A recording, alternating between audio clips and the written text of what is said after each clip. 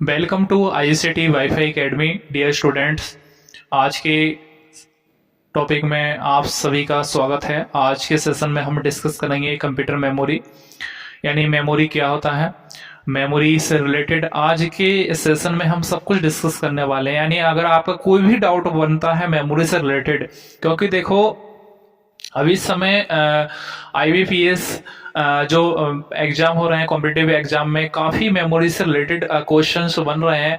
तो उन सभी, चाहे आप कॉम्पिटिटिव एग्जाम की तैयारी कर रहे हैं, चाहे आप कंप्यूटर से रिलेटेड तैयारी कर रहे हैं, तो उन सभी चीज के लिए यानी प्रतियोगिता छात्र की भी, प्रतियोगिता परीक्षा की भी अगर आप तैयारी कर रहे हैं तो उसके लिए भी आपके लिए मेमोरी टॉपिक बहुत ही ज्यादा महत्वपूर्ण होने वाला है।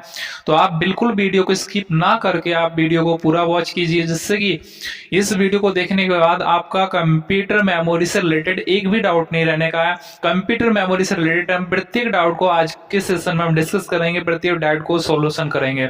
तो आज के, और अगर आप ICT वाईफाई एकेडमी चैनल पर न्यू व्यूअर्स हैं तो कृपया हमारे इस चैनल को सब्सक्राइब करें, बेल आइकन को प्रेस करें, जिससे कि कोई भी आने वाला वीडियो हो उसका नोटिफिकेशन आपको तुरंत मिलता रहेगा। तो आइए हम डिस्कस करते हैं मेमोरी, यानी मेमोरी क्या होता है, व्हाट इज मेमोरी।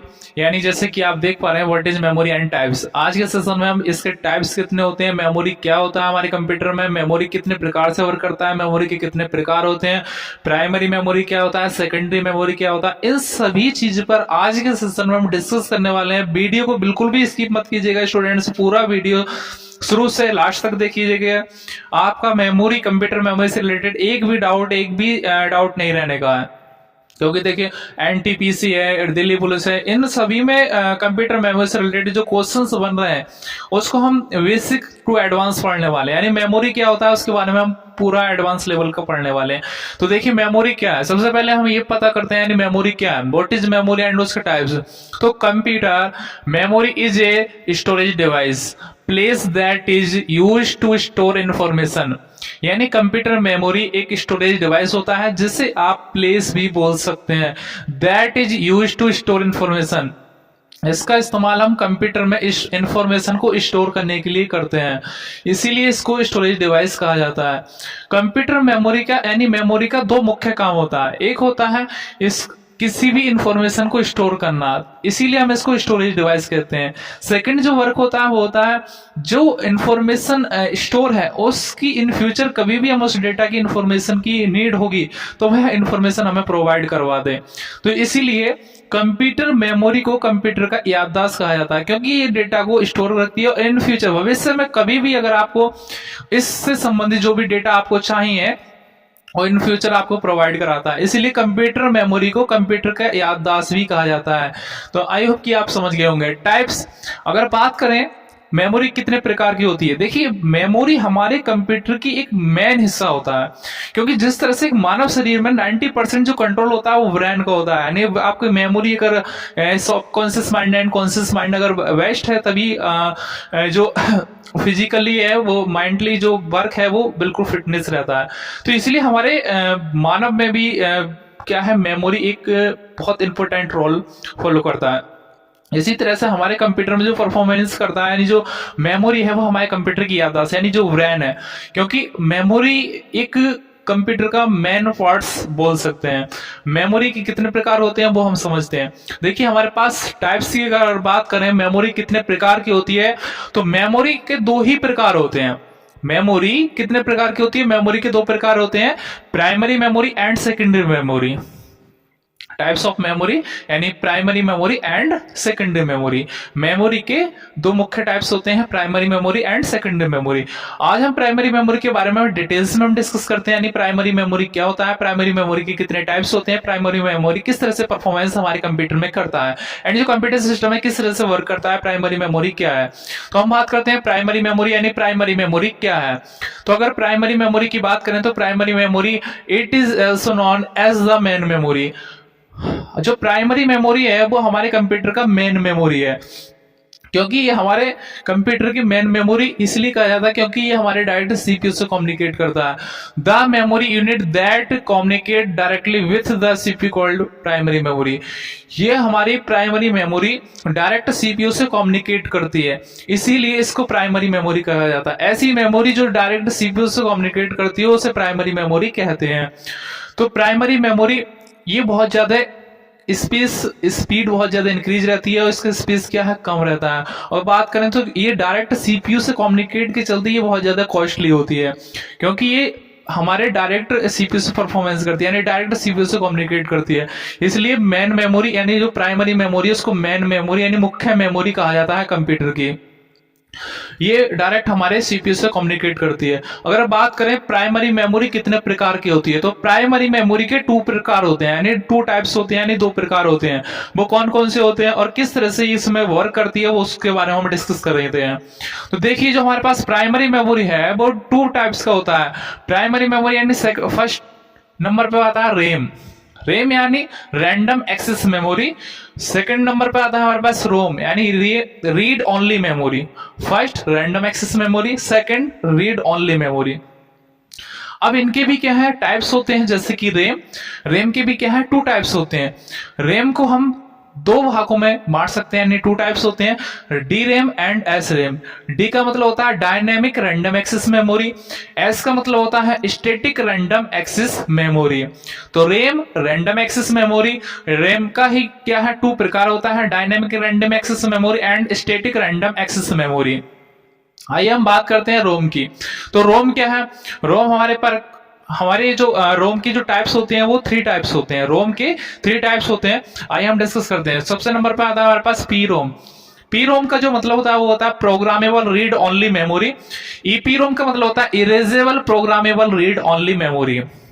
थर्ड जो टाइप है वो होता है electronic erasable programmable read only memory.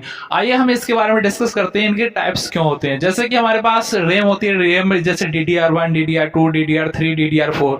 जो लेटेस्ट है DDR4, यानी जो बेस्ट रहेगा वो क्या DDR4 ही रहेगा। तो क्या इनके भी प्रकार होते हैं। इसी प्रकार से जो हमारे पास रोम है, रोम का भी क्या है एक एक्चुअली इसमें होता क्या है, रोम एक रीड ओनली मेमोरी होता है। रोम एक नॉन वॉलेटाइल मेमोरी है, यानी इसमें जो डेटा है वो चेंजेबल नहीं होता है, नॉट चेंजेबल है, यानी जो डेटा है वो स्टोर रहता है। अच्छा ये टाइप क्यों बनाए गए इनके, जैसे फर्स्ट सेकंड थर्ड।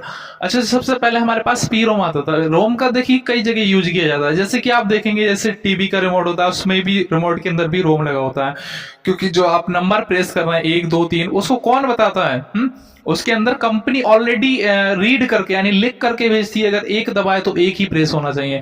जैसे कि आप अपने जो वॉशिंग मशीन होती है उसमें भी क्या है रोम लगा होता है, उसमें भी आप अगर 10 डालेंगे तो 10 ही बार वो घूमेगा। तो क्या है वो सब कुछ रोम के ऊपर ही अकॉर्डिंग होता है। जैसे बाइक के अंदर भी सब में क्या है रोम का बहुत ज्यादा इस्तेमाल किया जाता है। तो रोम में जैसे आप किसी भी फॉर एग्जाम्पल के लिए मान लीजिए कोई भी आप कंपनी का फोन लिए, जैसे सैमसंग का लिए, तो सैमसंग का अगर आप कंपनी का फोन लिए तो जैसे ही आप उसको ऑन कीजिएगा तो वहां पर तुरंत उसका लोगो आएगा सैमसंग का। अच्छा ये आप हटा नहीं सकते क्योंकि ये कंप्यूटर जो उसका रोम है वो कंपनी बना करके भेजी है, कंपनी उसके मेमोरी में लिख करके भेजी है, आप उसको हटा नहीं सकते हैं।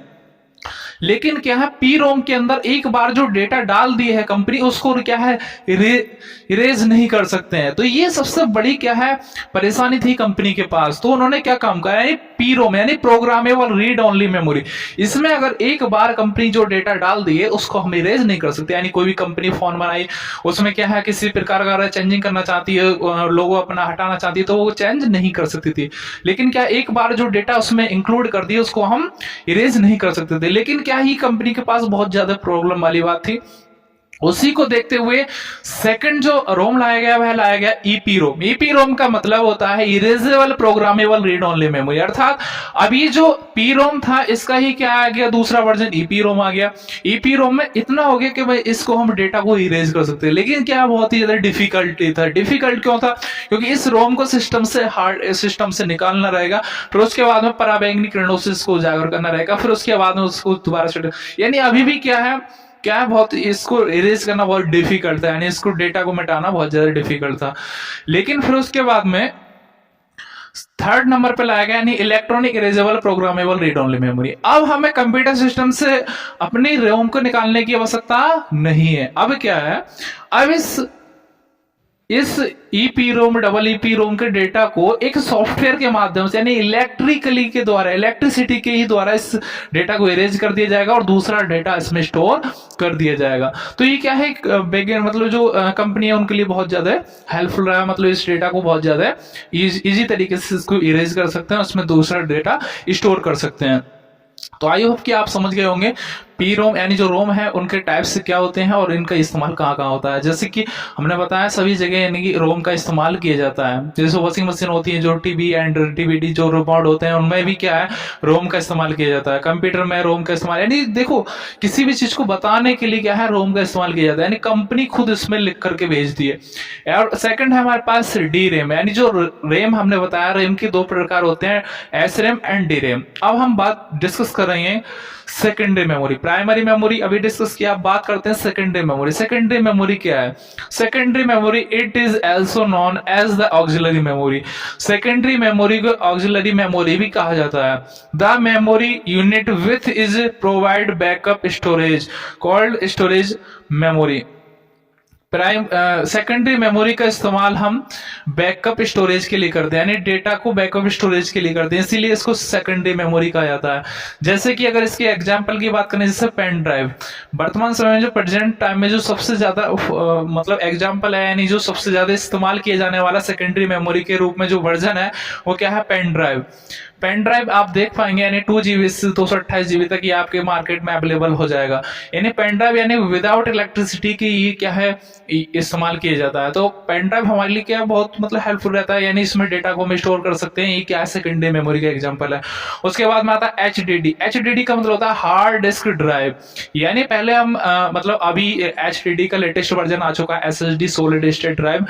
HDD का ही लेटेस्ट वर्जन क्या आ चुका है, SSD solid state drive. HDD जैसे 1 TB 2 TB मतलब इस तरह से डेटा हम इसमें स्टोर कर सकते हैं, यानी जो हमारी सेकेंडरी मेमोरी का क्या है एग्जांपल है। SSD क्या है, हमारी सेकेंडरी मेमोरी है, लेकिन क्या है HDD की तुलना में SSD 3 गुना महंगा मिलता है, क्योंकि इसमें जो मतलब इसमें जो हमारे पास डेटा है वो सिक्योर रहता है, यानी इसमें डेटा हमारा मतलब एक बार को इसमें HDD में क्या है डेटा लॉस होने के चांसेस रहते हैं, क्योंकि अगर एक बार थोड़ा सा भी इसमें स्क्रैच आ गया या किसी वजह से अगर ये गिर भी गया तो क्या हमारा HDD लॉस, यानी जो डेटा है उसके अंदर वो तो भूल ही जाइए, आपको मिलने वाला है, इरेज हो जाएगा यानी गायब हो जाएगा।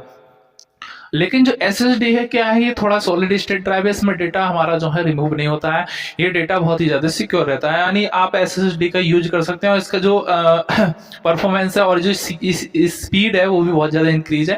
और आप अपने कंप्यूटर की या लैपटॉप की स्पीड बढ़ाना चाहते हैं तो HDD की जगह आप SSD लगा सकते हैं।